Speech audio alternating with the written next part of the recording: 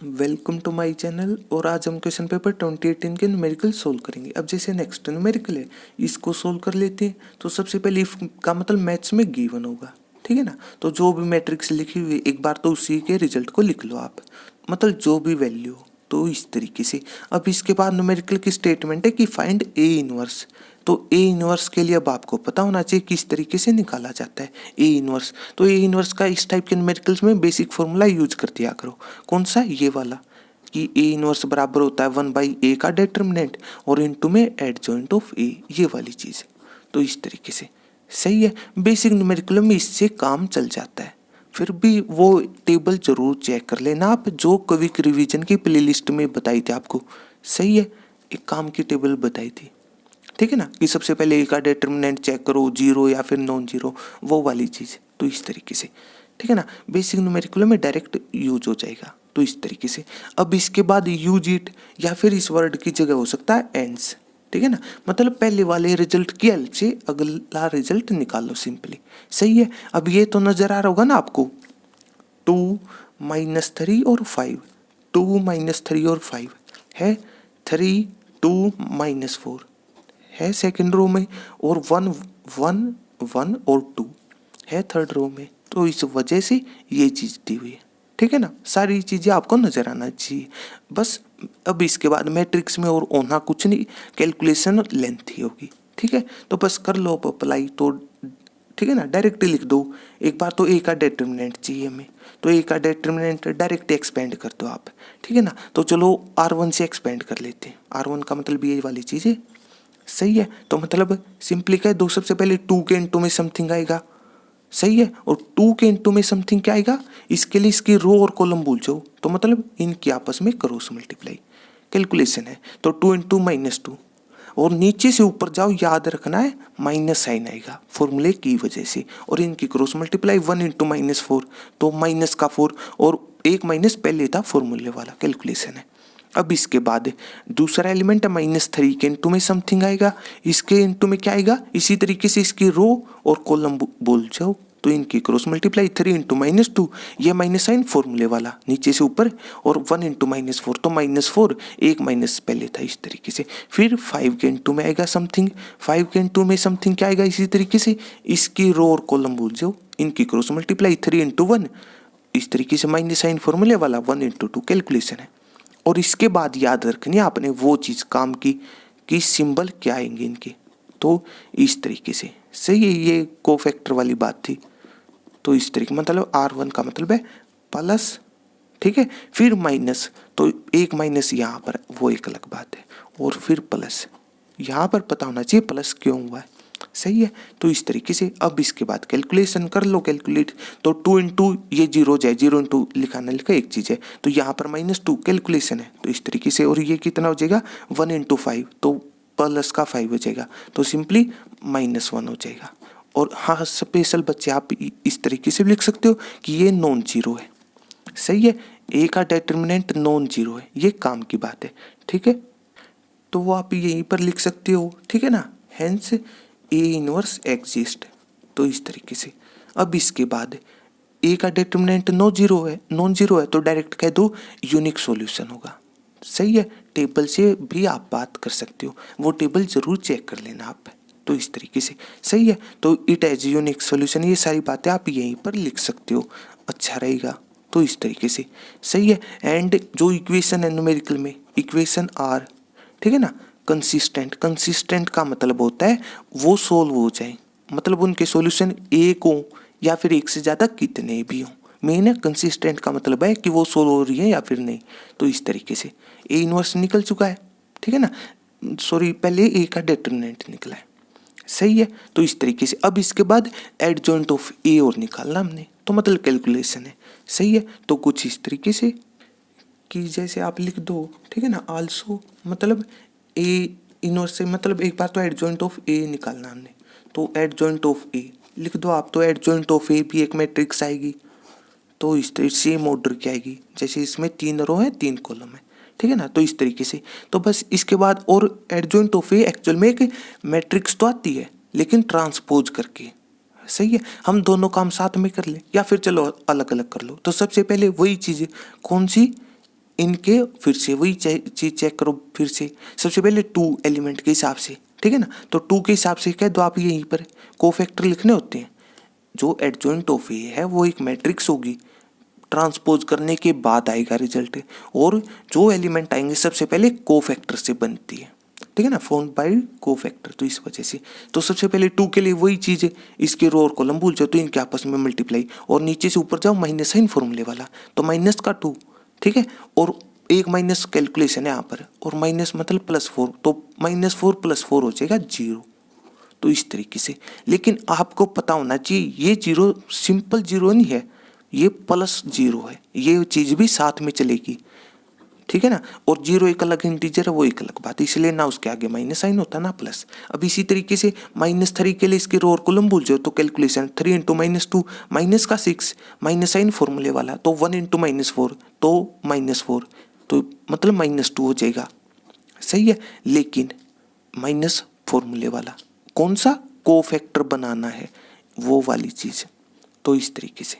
फिर इसी तरीके से 5 के लिए इनकी ये चीज़ भूल जाओ, इसके रो और कॉलम क्रॉस मल्टीप्लाई 3 × 1 3 माइनस का 2 तो 1, तो और सिंबल प्लस रहेगा, कैलकुलेशन है, जितनी फास्ट उतना बेस्ट, ठीक है। अब डायरेक्ट लिख लें इस तरीके से, सही है। या फिर ऐसा कोई भी न्यूमेरिकल आप मैट्रिक्स वाली प्लेलिस्ट में चेक कर लेना, आपको समझ में आ जाएगा हर एलिमेंट कैसे निकलता है। सेम बात सबसे पहले अब इसके लिए 3 के लिए इसके रो और कॉलम भूल जाओ, क्रॉस मल्टीप्लाई 6 और माइनस साइन 5 तो 1, तो 1 इस तरीके से सिंबल माइनस हो जाएगा, ठीक है। इसके बाद 2 के लिए रो और कॉलम भूल जाओ, माइनस का 4 और -5 मतलब माइनस का 9, सिंबल प्लस रहेगा। अब इसके बाद -4 के लिए ये चीज़ भूल जाओ, 2 × 2 प्लस का 3 5 सिंबल माइनस होगा। अब इसके बाद 1 के लिए इसी तरीके से रो कॉलम भूल जाओ, इनकी मल्टीप्लाई 12 माइनस का 10 तो 2, तो सिंबल प्लस रहेगा। अब इसके बाद इस 1 के लिए रो और कॉलम भूल जाओ, माइनस का 8 माइनस का 15 तो माइनस का 23, सिंबल माइनस फॉर्मूले वाला ये वाली चीज़, तो इस तरीके से प्लस हो जाएगा। अब इसके बाद ठीक है ना, इसी तरीके से इसके लिए रो कॉलम भूल जाओ 4 और माइनस प्लस हो जाएगा तो 13 हो जाएगा, 4 + 9 तो 13, सिंबल प्लस रहेगा, तो इस तरीके से, सही है। तो मतलब केवल कैलकुलेशन थी, जितनी फास्ट होगी उतना बेस्ट है, ठीक है। अब इसके बाद ट्रांसपोज का मतलब क्या होता है, तो ट्रांसपोज का मतलब कह दो रो को कॉलम में बदलना होता है, बात खत्म। मतलब पहली रो को पहली रो ये है लेफ्ट से राइट, इसको ऊपर से नीचे बना दो, ठीक है। दूसरी रो को दूसरे कॉलम में कन्वर्ट कर दो, तीसरे को तीसरे में बदल दो, तो इस तरीके से, सही है। तो वो अब इसके बाद आप डायरेक्टली लिख दो कौन सी चीज़, वो ए इनवर्स वाला फॉर्मूला लिख दो एक बार कि 1/a का डिटरमिनेंट इनटू एडजॉइंट ऑफ ए, तो इस तरीके से अब जो जो वैल्यू आई है पुट कर दो, बात खत्म।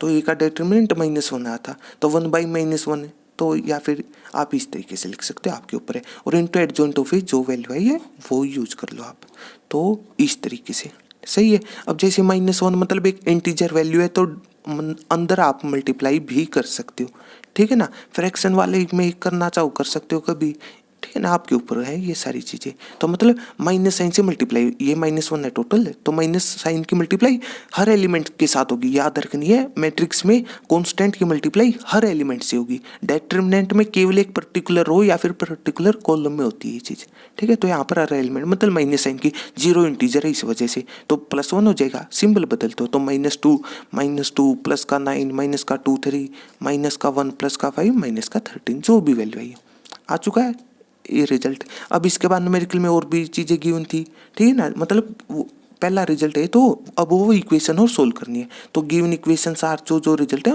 एक बार उनको लिख लो आप। तो कुछ इस तरीके से, जैसे कि एक बार तो जैसे हमारे पास ये था, ठीक है ना, मतलब जो जो चीज़ें थी तो एक बार तो इस तरीके से। इसके बाद एक इक्वेशन थी यहाँ पर कि 3x + का 2y माइनस का 4z, मतलब जो भी स्टेटमेंट है तो इस तरीके से, सही है।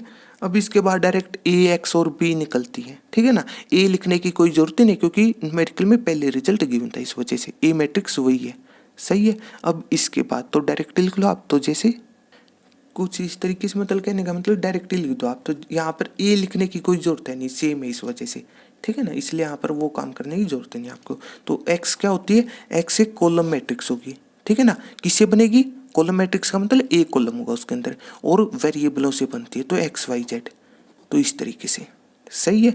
अब इसके बाद एक बी मैट्रिक्स होती है, वो भी कॉलम मैट्रिक्स होगी, उसका मतलब उसमें भी एक ही कॉलम होगी, ठीक है ना, और वो कांस्टेंट से बनेगी। 11 मतलब जो जो वैल्यू है लिख दो। तो इस तरीके से अब यहाँ पर कुछ काम की बातें हैं, ठीक है ना।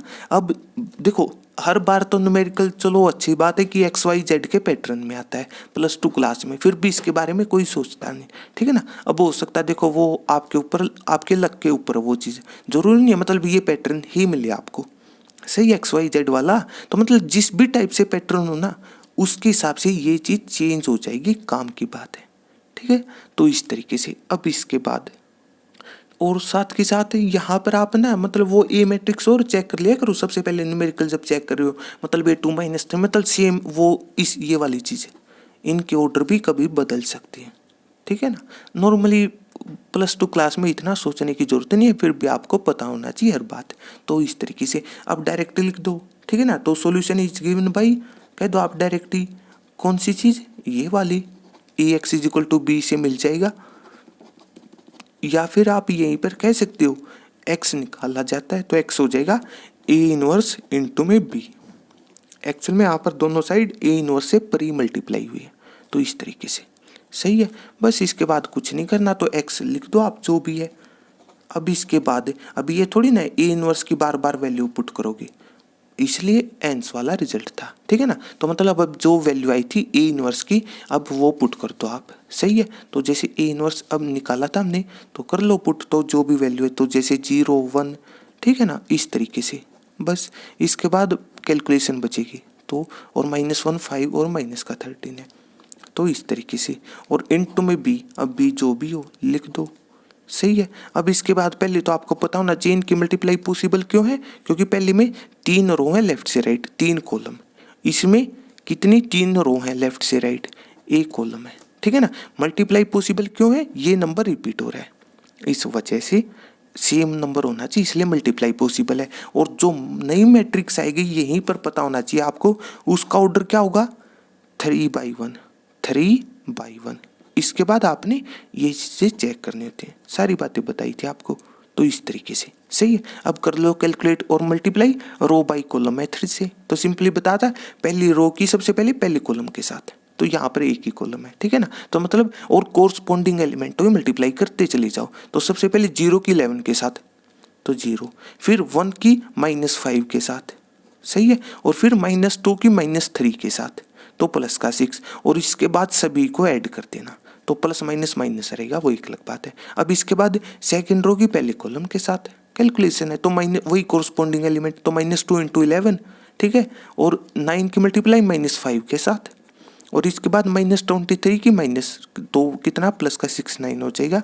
और यहाँ इसी तरीके से तो -1 × 11 5 × माइनस का 5 माइनस, तो कितना हो जाएगा प्लस का 3 9 हो जाएगा, जो भी वैल्यू, सही है। और इसके बाद ये दो मैट्रिक्स इक्वल क्यों है, क्योंकि इसमें भी 3/1 ऑर्डर है, इस वजह से तो ये इक्वल है, सही है। और इक्वल ये तो कंपेरेबल है, इक्वल कब होंगी, जब कोरस्पॉन्डिंग एलिमेंटों की पोजीशन मतलब वो एलिमेंट बराबर हो, कोरस्पॉन्डिंग एलिमेंट बराबर हो, हर डेफिनेशन का यूज हो रहा है, सही है। बस नजरिया होना चाहिए आपका, तो इस तरीके से बस आप इसको कन्वर्ट करके लिख दो, तो कि ये कितना हो जाएगा, तो 1 हो जाएगा यहाँ पर, ठीक है ना। माइनस का 4π मतलब माइनस का 6 7, तो मतलब प्लस का 2 बचेगा, यहाँ पर 36 मतलब प्लस का 3 बचेगा, तो इसके बाद डायरेक्ट लिख दो, ठीक है ना, कि मतलब कंपेयर करके कि x की वैल्यू 1 है, कोरस्पॉन्डिंग एलिमेंट बराबर होंगे, तो y2 z3, तो इस तरीके से सही है। बस और वो इम्प्रेशन वाली चीज़ जहाँ पर ए का डिटर्मिनेंट नॉन जीरो आता, वो चीज़ लिखी थी यूनिक सॉल्यूशन, वो वाली बातें जरूर लिख दिया करो इम्प्रेशन के लिए। और कैलकुलेशन है लेंथी होती है और कुछ भी नहीं, जितनी फास्ट होगी उतना फ़ायदा आपको, उतना ही टाइम बचेगा, तो इस तरीके से सही है। इसी तरीके से हम नेक्स्ट न्यूमेरिकल सोल्व कर लेंगे। तो अगर आपको मेरी वीडियो अच्छी लगी तो इसको लाइक कीजिए, अपने दोस्तों के साथ शेयर कीजिए और मेरे चैनल को सब्सक्राइब कीजिए। तब तक के लिए थैंक यू।